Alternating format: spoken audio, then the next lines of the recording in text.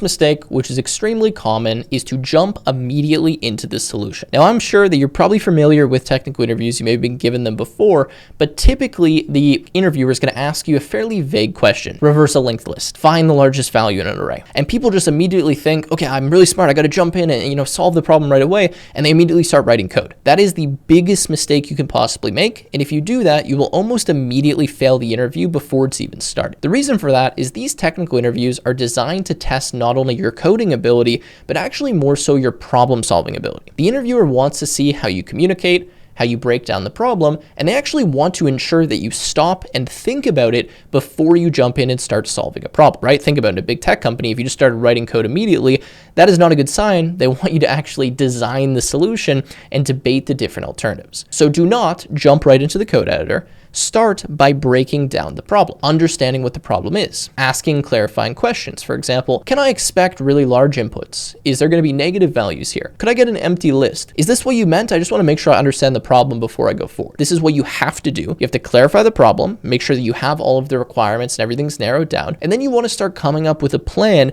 and designing your solution before you jump into the code. You should actually spend almost half your time in the interview in this planning phase where you're coming up with your solution, verifying that it works, and then you go and solve it.